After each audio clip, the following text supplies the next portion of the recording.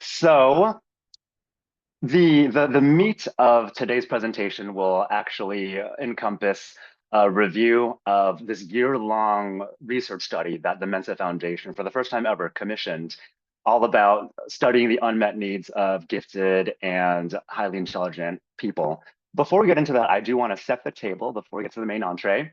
Who is the Mensa Foundation? We just want to make sure that we're all sharing a good understanding of what we do at our organization. So as you can see on the slide, the Mensa Foundation is a 501c3 charitable nonprofit headquartered right outside of Dallas, Texas in Hurst. And what that means is as a 501c3, we just have to follow certain rules to keep our friends at the Internal Revenue Service happy. It also means that contributions to our organization are tax deductible. The mission of the Mensa Foundation is unleashing intelligence for the benefit of humanity. The vision, or sort of blue sky aspiration, is the Mensa Foundation explores, supports, and uplifts intelligence for a brighter future. What does that actually mean? It really means that we as an organization are dedicated to exploring, supporting, and uplifting human intelligence for a brighter future. We do this through research, education, and global outreach. And through that, we aim to broaden the understanding of intelligence, and we empower gifted people to thrive throughout every stage of life. And I just wanted to quickly underscore that stage of life quality. As we know, we do have a wonderful population of gifted youth. And of course, we love our gifted youth. And the Mensa Foundation has found that beyond our youth, we want to ensure that gifted adults and gifted older adults also have their needs met as well. What are our core values? We are very proud of this set of core values. Let me just very quickly run through them. We value community. We nurture a diverse global community. Excellence. We commit to the high standards in everything that we do internally and externally.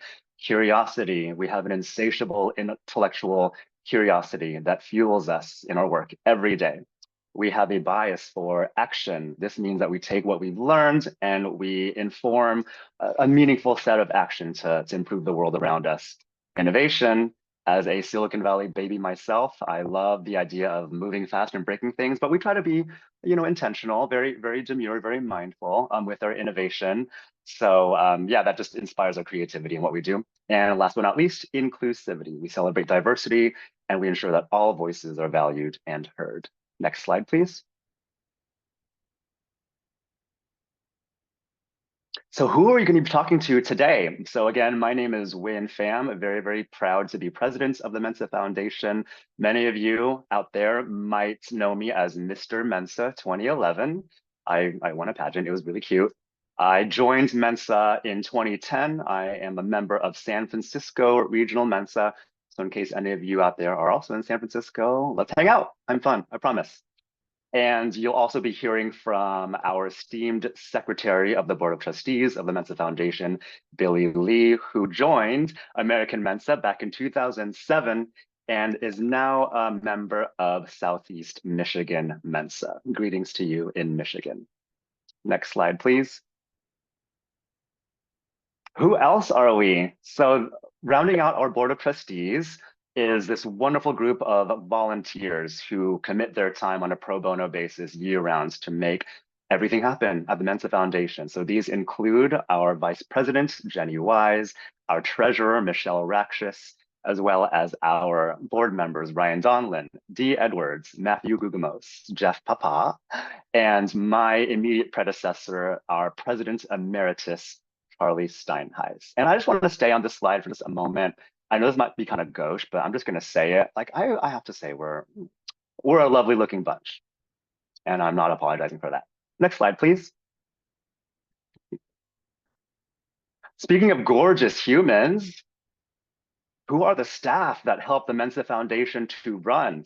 So we have two dedicated staff members at our national office. They share space with the staff of American Mensa, and we'll get into the difference there. And our two dedicated staff members are our Director of Development and Impact, John Thompson, there on the left. And then on the right, we have the Director of the Mensa Foundation, Jill Beckham. And these are our paid staff members. They also work year-round to make the magic happen. Next slide, please. Our programs. So I do want to quickly review our very robust suite of programmatic offerings. I realize, so y'all, we're breaking records here today with this webinar. We had nearly 800 people sign up to view today's session. And almost 20% of y'all are actually not members of Mensa. And we think that's really special. We love that we are a public benefit corporation. So we do look externally to ensure that we have a broad impact. And for most of our programs that you're going to hear about, you do not need to be a Mensa member to enjoy them. So first up, we have scholarships and grants. This is our flagship, probably our most famous program. We receive 50,000 applicants on an annual basis, and we dole out about 180 scholarships annually to the tune of just shy of $250,000. Very, very proud of our scholarship program. And we'll go into a little bit later how you might be able to volunteer and support that program. We also have awards and prizes up there in the top center. We give out awards for intellectual research, those sort of scholars and people who are contributing to the fields of intelligence and giftedness. We want to award that. We want to recognize that and uplift that. And the Mensa Foundation has always believed in the support and affirmation of those who are doing the work on the front lines. Upper right-hand corner, we have the Mensa Research Journal. This is our official publication. It comes out thrice or sometimes four times annually. Coincidentally, the editor-in-chief of the MRJ is our very own board member, Jeff Papa. It's a very wonderful organization, and it keeps us engaged with those who are interested in the study in the fields of intelligence research. Lower left-hand corner, gifted resources. As mentioned before, we do have a very thriving resource program, mostly for gifted youth right now. For example, we partner with American Mensa on mensaforkids.com, which is the website with resources for both students and teachers, lesson plans, activities, you name it. Really, really wonderful. We also have what we call our annual Excellence in Reading program, which is a summer reading program. We put out a list by grade level, and those, based on the honor system, those who complete that reading list every summer, both teachers and students can submit their information, and then we will send you out a certificate with a certification that you have completed the Mensa Foundation's Excellence in Reading program. And last but not least, events. Our flagship event every year is what we call the Colloquium, which is a day-long seminar with experts in the fields of giftedness and intelligence, just doing a deep dive into what's relevant and what's kind of topical of the moment. Past couple of years, the subject of our day-long colloquium has been giftedness across the lifespan, looking at the longitudinal approach to giftedness and treatment and ensuring that our needs are met as gifted and highly intelligent people. Because as we know, especially in the Mensa world, life is not always roses and posies. We actually do have quite a few struggles, which we'll get into later, and opportunities to address those needs. Next slide, please. So on this slide is the official charter of Mensa. We titled this A Shared Commitment to Unleash Intelligence because as the Mensa Foundation, we do have a sibling organization called American Mensa. We have quite a bit of overlap, and we are both seeking the same things. We are distinct organizations, but we work quite in tandem, and there's quite a bit of interplay between us. So together, American Mensa and the Mensa Foundation work to identify and foster human intelligence for the benefit of humanity. The second item on our charter is to encourage research in the nature, characteristics, and uses of intelligence. And lastly, to provide a stimulating intellectual and social environment for members. And American Mensa members, you'll know that last one as essentially the annual gathering. That the AG is how we foster that social environment, as well as our colloquium annually, that day-long seminar, as I mentioned earlier. Next slide, please. So I want to give you an idea of what our funding model is. I'm really pleased to share that as we are a charitable nonprofit organization, if you look at those top two sections, restricted donations and unrestricted donations, those are essentially gifts and contributions and donations from individuals, like human people. So combined, they comprise 46% of our annual revenue, which is almost a majority. And that actually makes sense for an organization like ours, that we are funded primarily by the generosity of human beings. Our next highest revenue item is investment interest. So based on some estate gifts, as well as other donations, we do have a pretty good relationship with an investment firm that makes sure that we can make our existing money work as hard as it can for itself. So that is our second highest revenue stream. Over to the left of investment interest, you see the research journal. That is a revenue stream for us. It is a subscription-based model where people actually opt in and pay for subscription. So that is income on that end. And over opposite the research journal is the colloquium, et cetera. Those are kind of the events that we showcase. The Mensa Foundation Speaker Series, which is a monthly series, that's also a revenue stream to the tune of about 5%. So both the research journal as well as our events, 5% each. And last but not least, we do get organizational support from our sibling organization, the American Mensa organization. 1% of our funding annually comes from American Mensa, and we're actually proud of that. It might not seem like a lot, but what it is, it shows that our sibling organization, American Mensa, does believe in the work that we do at the Mensa Foundation, and they try to give us some level of meaningful support, and we're very proud of that partnership. Next slide, please. All right, so here's when I hand it off to my brilliant and bold and beautiful teammate, Billy Lee, to discuss what it is that we're actually here for. Billy, the floor is yours. Thank you.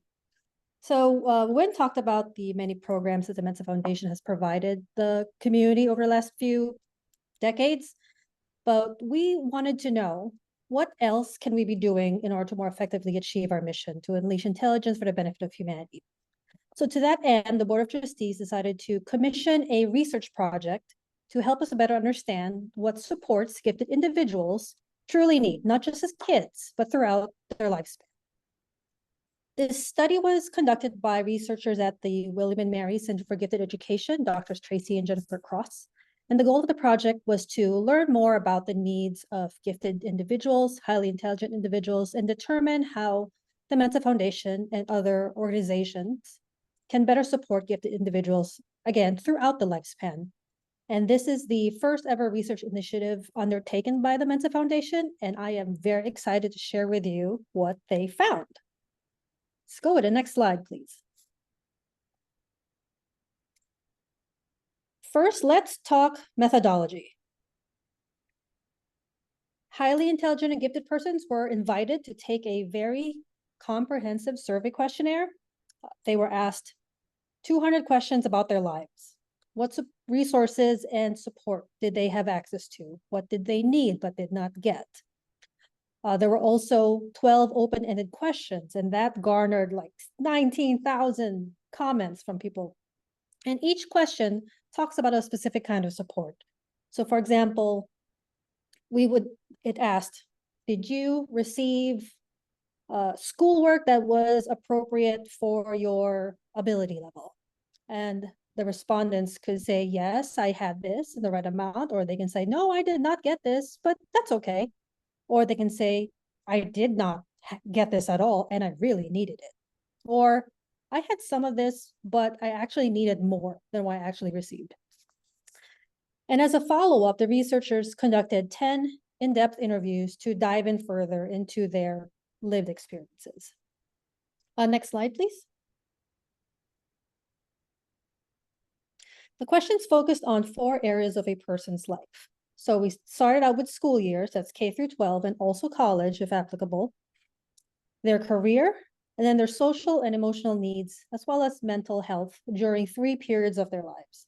As a young person, so that is youth through college age, and then the years post-college age to age 55, and then in the years after around 55. Next slide. And we received an astounding 3,400 responses. So if you are one of the 3,400 people who responded to this survey, thank you so much for sharing your experiences. In fact, 64% of the responses were from Mensa members, and 25%, so that's a quarter actually, of all responses were from non-Mensa members that were also identified as gifted in the community. We have a good sprinkling across different age groups. And what I also want to point out is that 25% identified as having a disability. And this will come into play later. Next slide. So now we understand there was a questionnaire with 200 items on it. The researchers then took the 10 top-rated items in each domain, sorted them all together, and grouped them by theme, and 5 central themes emerged. And I know that what I'm going to share with you now is going to resonate. So prepare to have your own life story validated. Next slide. The highest rated unmet needs were for mentors in both academics and career. More than anything else, participants wished for someone to provide advice and guidance in what options were available to them in their education and also in the workplace. Some needs that stood out in the results, they wanted a mentor in their areas of interest. They wanted a psychologist or a counselor who understood them. They wanted someone who could provide career advice. And they wanted to be able to be themselves without fear of rejection from people that they were talking to. And we heard a lot that respondents were not able to, but because they were not able to plan effectively for their career, it led them to some really unfulfilling jobs. It's a common story that a highly gifted or highly intelligent person is typically not unemployed, but underemployed. And that came out in the survey as well.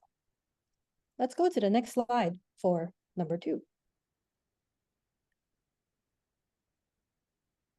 Respondents also expressed a need for basic academic skills, such as time management and how to study.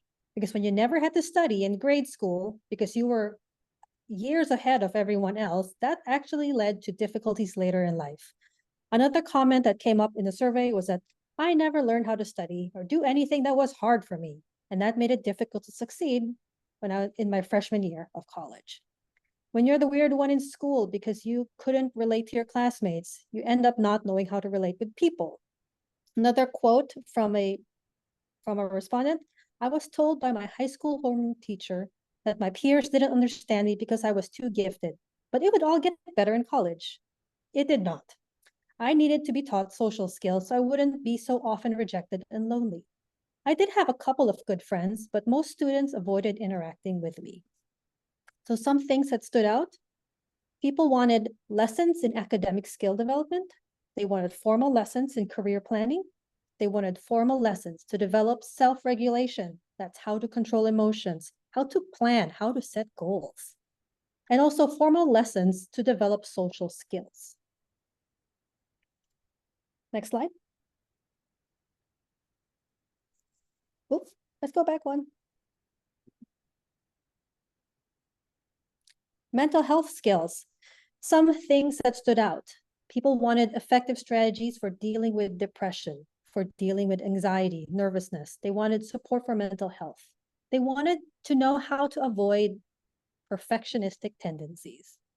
They wanted strategies for how to deal with distress or being upset, how to deal with failure.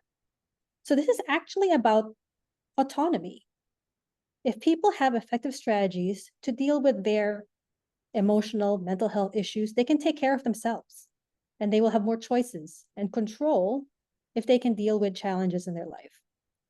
And so we're hearing a lot of need for better skills for better self-regulation and being able to prepare for failures and succeed in life. Next slide.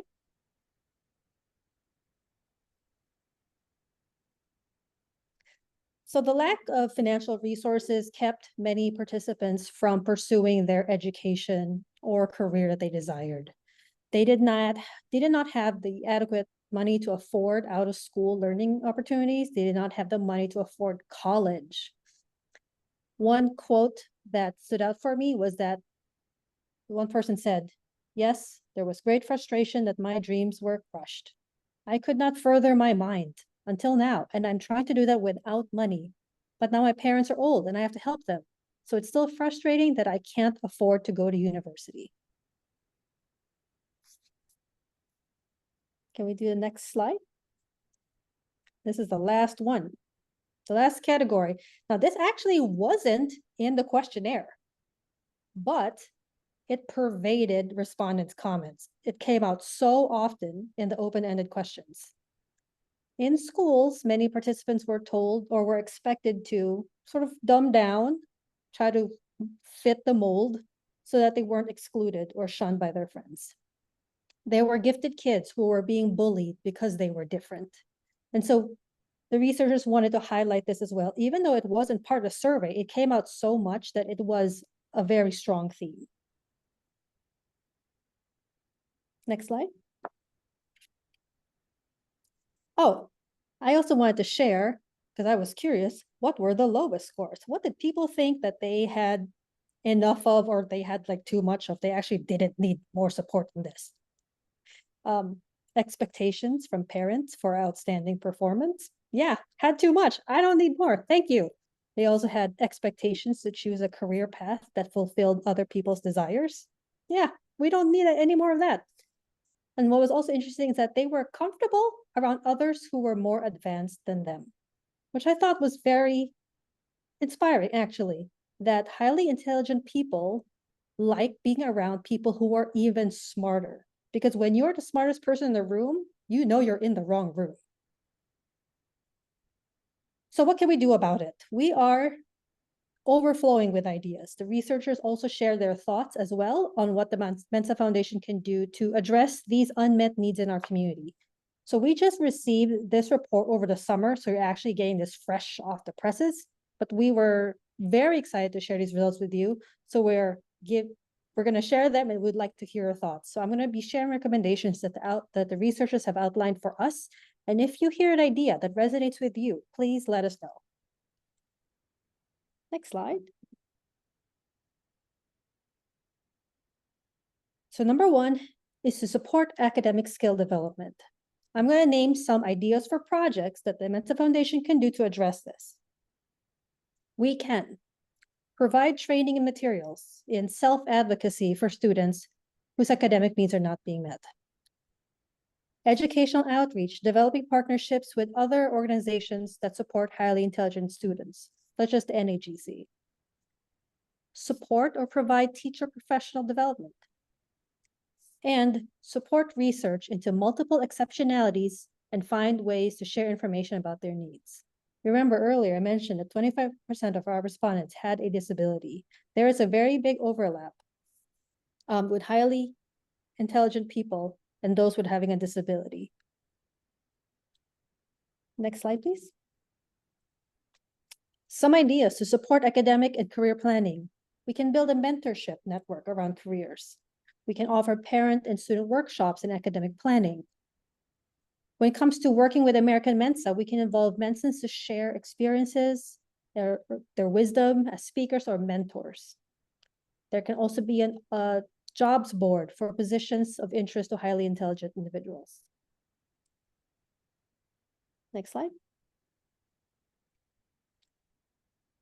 We want to provide financial supports for academic career opportunities. Although we already have our scholarship and fellowship program, we could explore new funding mechanisms for them. We can potentially provide funding for early out-of-school educational experiences, maybe even options to support business startups. Next slide. We're considering also, what about creating a network of recommended counselors and mental health professionals that have experience and expertise working with gifted or 2E individuals? We can work with mental health professionals to develop and offer workshops or workbooks around mental health strategies, maybe collaborating with other mental health professional organizations. We could potentially train school counselors and clinicians to work with highly intelligent and gifted kids. Next slide. Foster social connectedness. There was a high demand for relatedness that came out in the survey. People wanted to be able to find someone who could understand them. I think American Mensa does a really good job of this. This is primarily what they offer. But we can find some collaborations by targeting connectedness in schools. in college, the workplace. How can we better support this? Perhaps we can do parent outreach, maybe training or workshop for parents of gifted kids, having a support network, a specialist referral list. We can create trainings for various age groups, including adults, or really especially adults, because there are very few services for gifted adults. And that includes specialized training for 2E or multiple exceptionalities.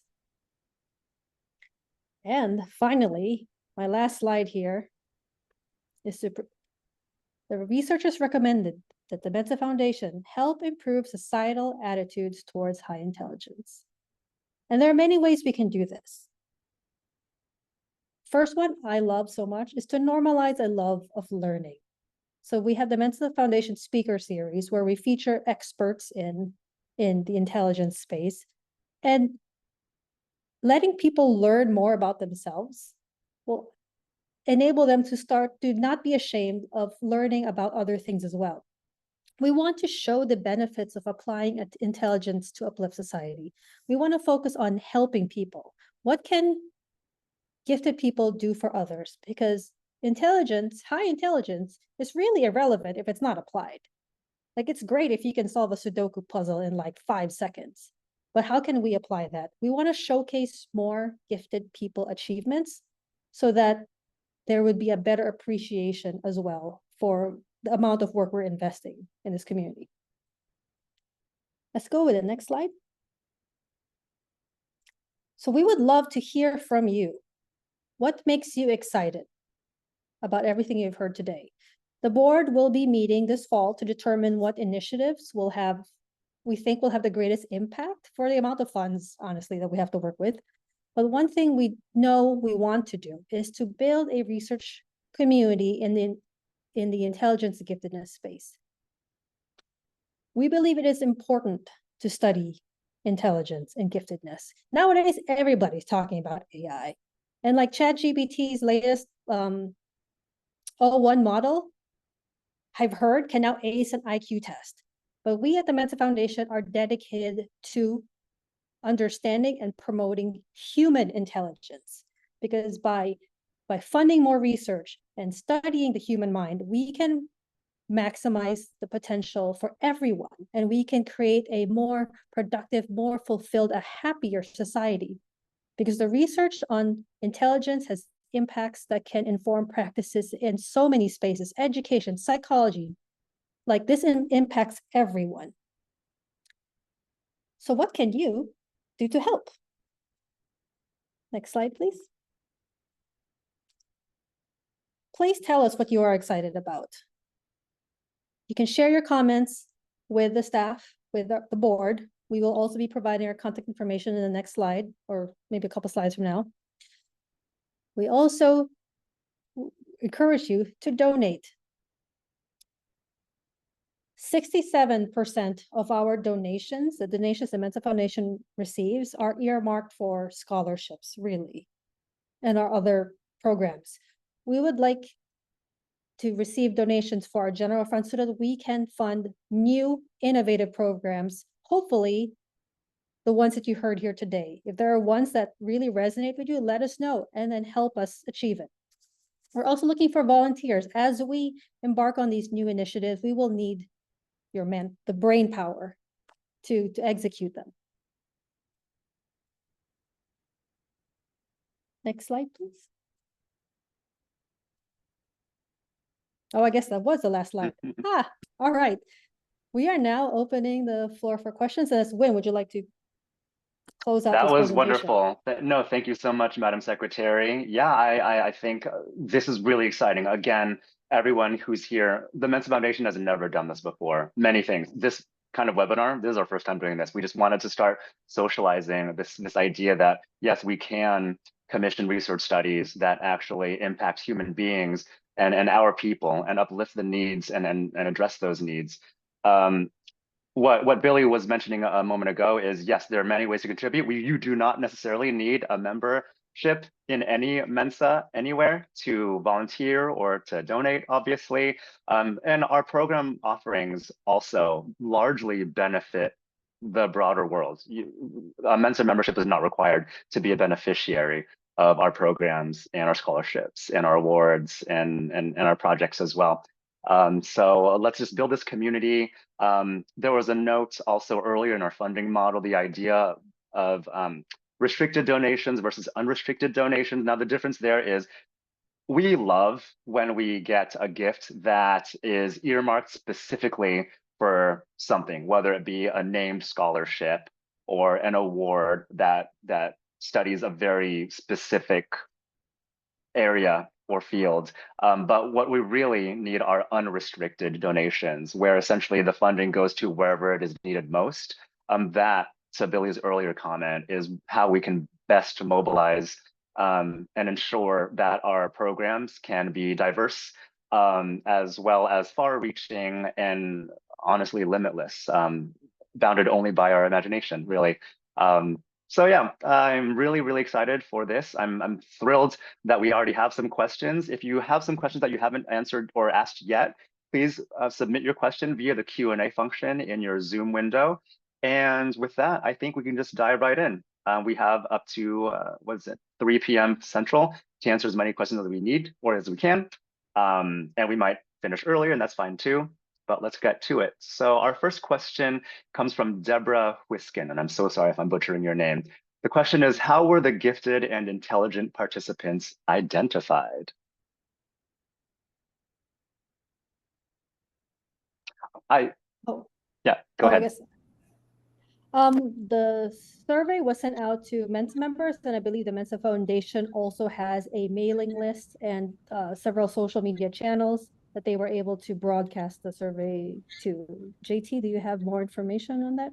Yeah, that's correct. We also, we distributed through our social media channels, our email list, and within the survey, there were some identifier questions and within the results. So that I think the question it gave you the option of I'm a member of Mensa, I self-identify, I've been formally tested, and a couple other suggestions around that. But again, we'll be publishing the full results of the study soon, so you'll be able to dive in and get into the weeds of the study soon. Thanks, John. And everyone, this is John Thompson, our Director of Development and Impact. You saw him a few slides ago. Thank you, John, for being here. Sure. Next question comes from Cyprian. Any research on the intersection of aphantasia and high IQ? I think I can answer this one. I don't think this was particularly at the crux of this particular research project, but we'll take that recommendation, especially if we see a high incidence of those with aphantasia in our community. I think that's well worth exploring. So we'll note that. Thank you so much for the question. Okay, next question is, social media is a powerful, helpful tool today. Can we make it a requirement for highly intelligent people? LOL. Thanks, Delmont, for that question. I think that exceeds the scope of this presentation and the scope of what the Mensa Foundation can do. But we'll keep it on the back burner, and we'll let you know if something happens there. And the next question is a comment. Great minds think alike, greater minds don't. Thank you, Zoom meeting coordinator. And the next, I guess, comment or question from Zoom meeting coordinator is define disability. I think that also exceeds the scope of this presentation, but we appreciate you. But I can describe at least what the respondents said. So they were asked whether they had a disability and they were able to self-identify. The most common mentioned disabilities were ADHD, autism, depression, and anxiety. But it run the gamut. There was everything from, let's see, epilepsy, schizophrenia, blindness, degenerative diseases, Asperger's. So people were asked to self-identify, but breaking it down further, the report did not cover that. Thank you, Billy. And thank you, Greg Pitts, for the same question. We have another question. Hi, how can we get in touch? Shortly after the Q&A, we will put our contact info up on the screen for you all. We can be friends, stay in touch. Thank you. Next question comes from Amit.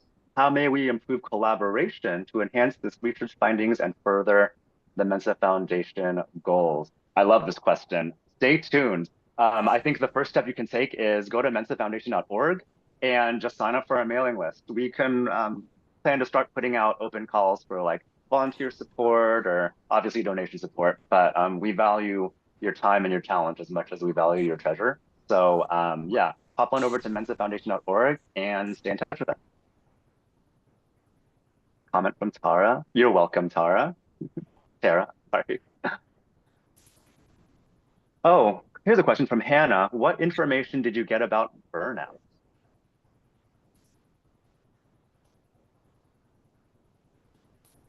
So there were a lot of, actually, I'm seeing all the questions. There are a few questions here about like, did the report go into this particular area? The beauty about this report is that because we own this report, this data, we can start slicing and dicing it to do further analysis. What the researchers did was to look at all of this data through the lens of this one question: what were the unmet needs of highly intelligent and gifted adults? We can also dig into this further and slice it, according to various demographics, or pulling out specific themes such as burnout.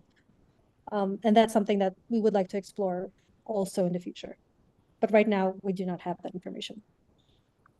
And that dovetails into the second question. Can you separate the Yes. data responses by gender? I think there's a huge discrepancy in perception of male and female gifted people, but both suffer from it. Same answer. We're getting to it. Good question. Next question from Sylvia. Do you have any breakdown of the range of types of disabilities in the group that reported a disability of some kind? Yeah, I think so. Billy just answered that. Yeah. Thank you, Sylvia, for the question. Next from Sandra. I agree that gifted children in homeschooling communities need resources. We have more children not in public schools than ever before. Many parents will not vaccinate their children and therefore must find alternative schooling despite not finding that very desirable. Let's help parents. Oh, let's help parents. Yeah, I agree. And I do want to mention that not everyone, it's not just about, vaccination or anything, because there is a huge community of homeschooling families because the educational system does not meet the needs of their gifted children. So we do understand that there needs to be more resources, more support for homeschooling communities because they are not able to attend school and find their needs met there. And I would add to that, not only the resources for the kids and their education endeavors, but also the parents. Yes, especially parents. Especially parents and their social and emotional needs need to be accounted for as well. And that's what we're doing here. We're looking at the different context of life and looking to support, the individual needs of people. So yeah, the context is important. Thank you. Next question from Christina. Where can we find more information on the different types of membership? Thanks, Christina. Just to clarify, Mensa Foundation is not a membership organization. If you're referring to our different donor levels, you can find all that information. Depending on your level of contribution, there's different tiers and different benefits that come with those tiers at mensafoundation.org. If you're referring to American Mensa, our sibling organization, that is a membership organization, you can find out more information at americanmensa.org. Next question or comment from Teddy Daniels from Charlotte Blue Ridge Mensa. I would love to see more intentionality on supporting less advantaged demographics who are wanting to earn degrees. Example, single parents, those under a certain income level. Yeah, I like this comment a lot. This kind of points back to just the idea of equity. So point taken and point made. I appreciate this comment. And yeah, I think we can capture this and see if we can incorporate that into our next step. Next question from Jennifer. Who can we contact if we'd like to volunteer? Billy or me or John? You can find more information at mensafoundation.org. Plus, at the end of this Q&A, we will be putting our contact info up on the slide for you, so you can contact us direct. Really appreciate it, Jennifer. Thank you. Next question from Sylvia. Did you learn about different types of high intelligence, such as visual intelligence, musical or auditory intelligence, language mastery, etc.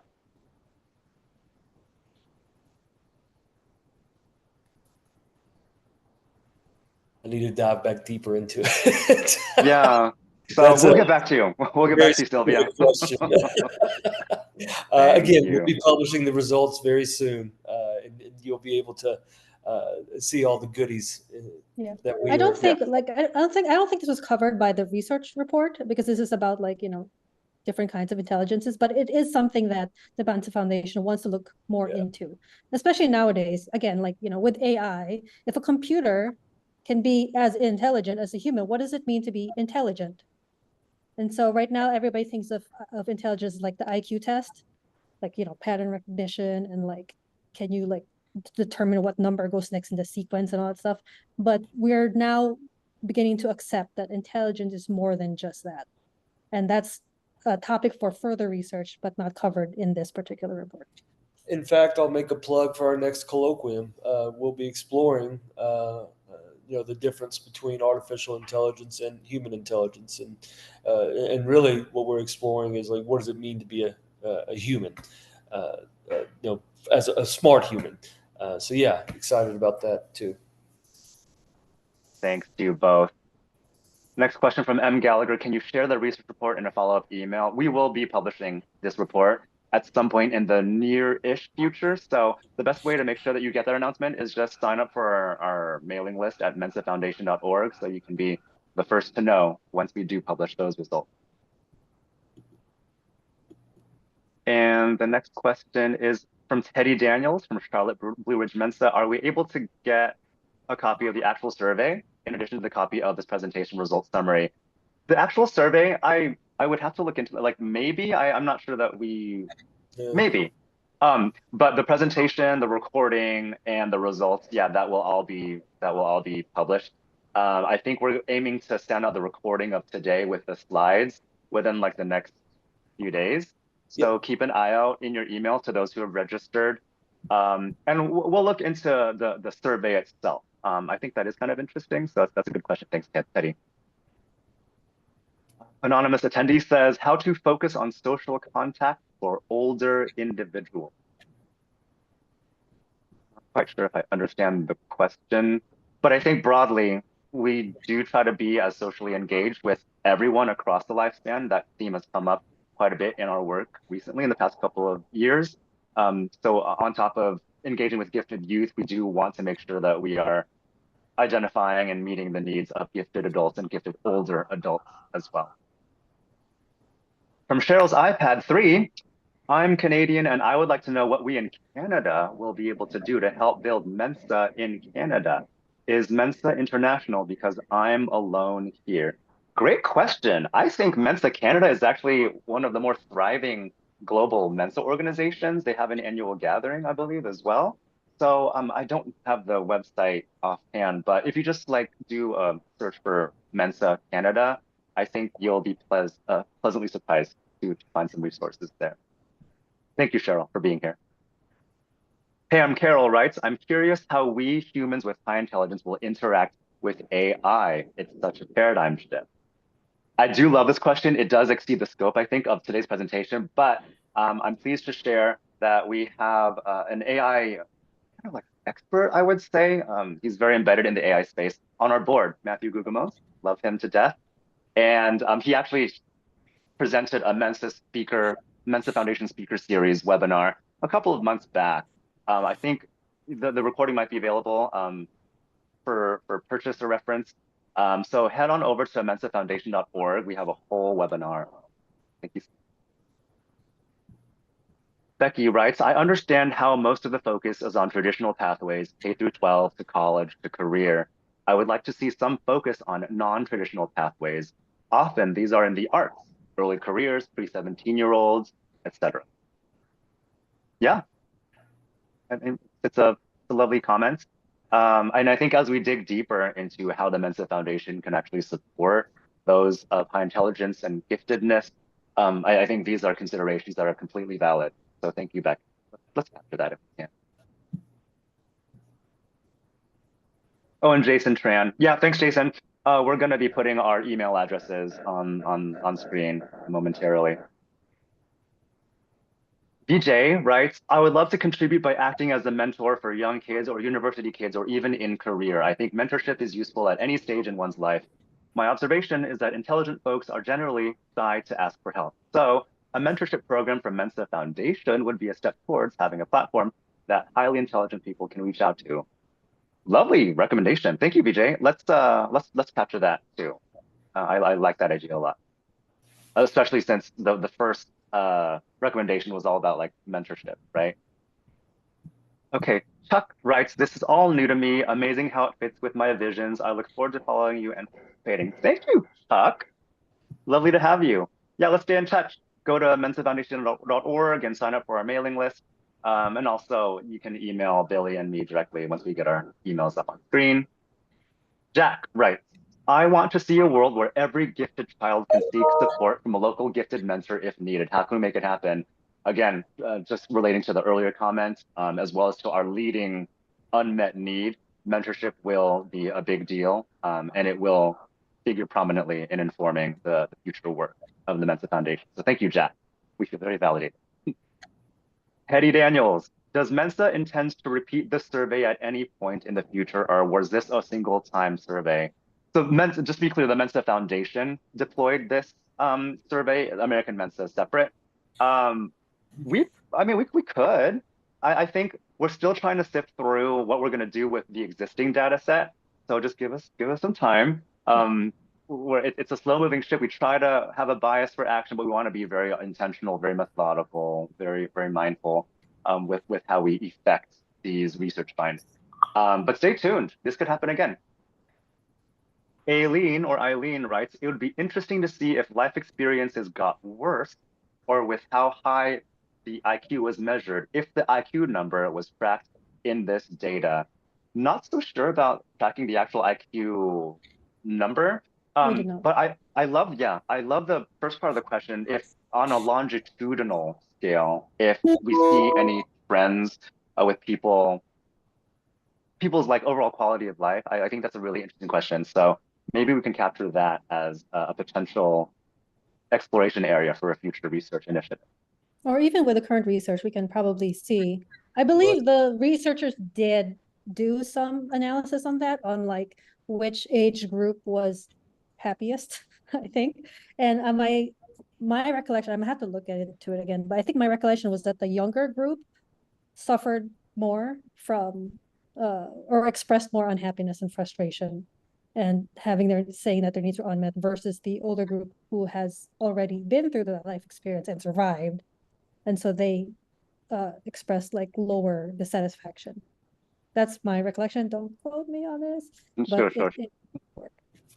Thanks, Billy. Steve writes, when you publish the survey results at a more granular level, will you include written commentary summarization as well? It's thank you for the recommendation or the suggestion. We'll consider it. Yeah, thanks. You never know. Just give us some time is what we ask. Nevin writes, feel like you guys were reporting my life story. Yeah, same. Thank you, Nevin. What action, if any, is Mensa taking based on these results to help support the community? Any resources we can look into for ourselves as members, as well as parents of potentially highly intelligent children?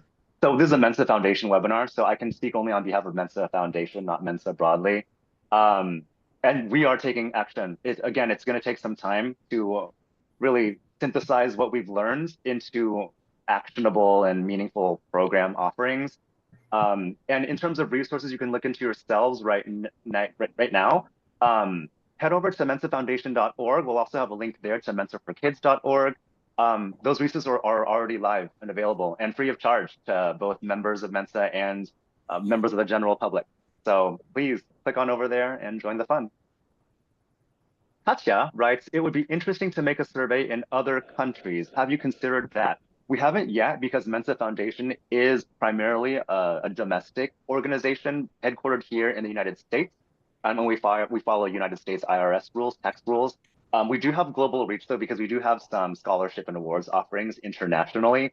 I don't know if a global program offering is where we have our site set right now. And we have to follow our own IRB rules, so we can't. That's right. Yeah. But we can Um, happily collaborate with an international organization Yeah. that wants to pursue something like this. Yeah, and by the way, we are not the only Mensa-affiliated charitable foundation. There's also Mensa Fonds, I think it's pronounced that way, in the Netherlands, and more are sprouting up all the time. So please just stay tuned to the broader Mensa world. They are our sibling organizations. So globally, we will see some increase in reach. It's again, just give us all. Jerome writes, I think more mentors who are young, middle, and older can be key to achieving many of your goals and recommendations. Do you think more mentors can help build such energy and synergy? Quick answer is yes. It is both possible and feasible and needed. So stay tuned. Okay. This next attendee writes, hello, I'm twice exceptional, autistic, gifted, and OCD. I grew up undiagnosed. I'm 49 years old. I was diagnosed autistic level 1 last year. All 3 of my children are identified gifted and diagnosed autistic. I would like to join the Mensa Foundation and contribute. How do I apply for membership? Thank you. And thank you, anonymous attendee. Again, click on over to mensafoundation.org. You can sign up to be a donor, a recurring donor. We appreciate anybody's charitable gifts. And of course, as a 501c3 nonprofit, all contributions are tax deductible in the United States. So yeah, thank you. And you can also volunteer. Just stay tuned, sign up for our mailing list. And thank you. Claudia writes, do high school guidance counselors typically get any training on giftedness? No. Ooh. Yes, yeah, not typically. But I think the subtext of that question is maybe the Mensa Foundation can play a role in that. So point taken, Claudia, and thank you. Okay, this next attendee writes, thanks for sharing the research findings. I look forward to the full publication. I love the emphasis on the need to support practical application of intelligence, and I would be happy to volunteer for committees in this area, especially AI-based enrichment programs. You can contact me at email address. Thank you so much. That's all I wanted to say. Yes, we so cherish our volunteer support from both Mensa members as well as non-Mensa members alike. Thank you so much. And Suzanne writes, do you have a program which supports students for interviewing for their first job? Ooh. Right now, we don't. We don't have any like career placement services or anything like that, but that, Suzanne, is a really wonderful recommendation. We'll capture that. Thank you. Dave, right? The survey only captured the needs of persons identified as highly intelligent. The needs of highly intelligent persons not formally identified may differ from the survey population. I am thinking particularly about persons in poverty. How can the foundation identify these persons, identify their needs, and address them? Thank you, Dave, for this question. It points back to this earlier point made about equity. So yeah, I think it's easy for us to fall into the trap of only trying to address the needs of those that maybe have access and privilege in a way to be identified as gifted or highly intelligent, but let's not neglect those who just don't have the means or access to the mechanisms for that kind of identification. So point taken, and I think we can capture that. Joshua writes, what about support for public schools? Yeah, what about it? We need support for public schools. I think the American public school system is kind of in need of that kind of broad support. So I think that's it, in excess of the scope of today and maybe to an extent what the foundation does right now, but who knows, the foundation might have some influence in that. Okay, this attendee writes, the feeling of being completely alone and not understood is the worst problem I have. Yeah, thank you. I'm an 81-year-old female who teaches full-time at a large university. Oh, okay, thank you for that comment. We definitely feel for you, we empathize, and we are trying our best to ensure that our gifted youth, our gifted adults, and our gifted older adults don't feel this isolation and can have access like mentorship and mental health. Thank you. This attendee writes, we have an outstanding thought leader on gifted youth in Southeast Michigan, Mensa. Hey, Billy. Melissa Jenkins, we are fortunate. Melissa. We are fortunate to read her monthly writings. Are there similar write-ups from other Mensa groups? And if so, how do we access them? That was a good question. I think even I might not have visibility into that, but surely those exist. We'll get back to you. Thank you. Colin, right? This might be getting ahead, but what are the next steps or applications of the study? Outreach to the Department of Education or the National NEA?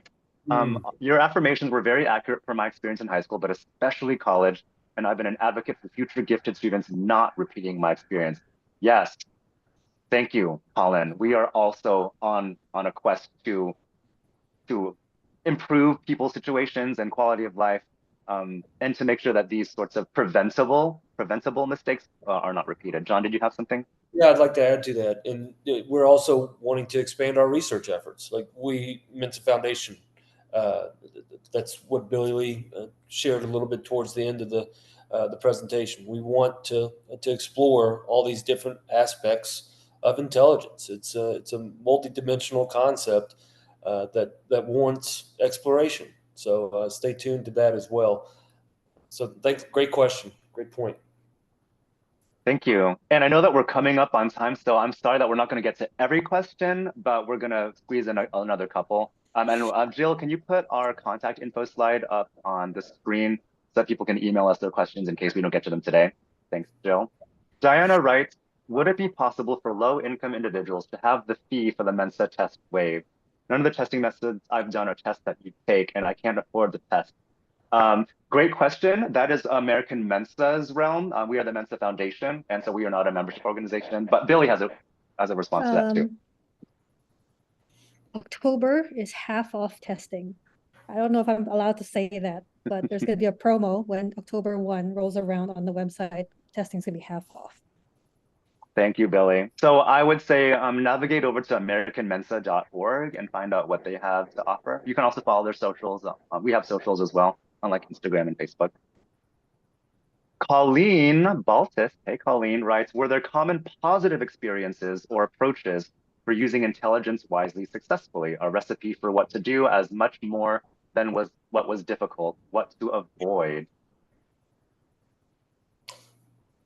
I don't believe the research covered that. It really did focus on what was missing because our goal was to find out what we could provide to support. That said, our mission is to benefit, the world. So we're looking at opportunities to support those endeavors. So, again, thank you for the comment. Thank you as well. Okay, y'all, I know that we are right up on time and I want to be respectful of time. And I don't think that we're actually going to get the slide back up on screen, which is fine. But what I'm going to do is put our email addresses right here in the chat box. It's just our first and last name at mensafoundation.org. So winfam at mensafoundation. Oops, sorry. It's .org. I'm so sorry. Let me again. And as I'm putting this in the chat box, I'd like to just quickly flag that we are deploying a post-webinar survey. So you can just keep an eye out in your email inbox for that. Here are our email addresses. And you know what, since you're all here, I'll just put the survey in the chat box right now in case you just want to take it. We would love your thoughts on anything that you heard today. We would, of course, love to stay connected. So there's an option in there to put your email address if you want us to follow up with you with anything. But thank you so much for hanging out with us for an hour on this Saturday. I really appreciate having these moments to interface directly with our people. And I think I speak for the entire Mensa Foundation organization, our board of trustees, our staff, that we are really looking to harness brain power to change the world, to benefit humanity. It is an audacious goal, but I think we're on the right track. We have actual data now to inform the next steps that we're going to be taking organizationally. Please, if you can, donate with an unrestricted gift to the Mensa Foundation. You can click on over to mensafoundation.org and submit your gift. Also stay in touch, volunteer. You don't have to be a Mensa member. You can be anywhere in the world, basically. We have volunteer opportunities that can be done remotely. Sign up to be a scholarship judge or just sign up to serve on a committee. We just love growing this family. We want to really change the world for the better. John, Billy, anything else you want to share with our friends? Very thankful. Thank you for participating in this research study, if you did, and thank you for coming today. We are very excited to be working with you as we unleash intelligence for the benefit of humanity. Thank you again all so much, and stay brilliant. Have a nice weekend. Bye.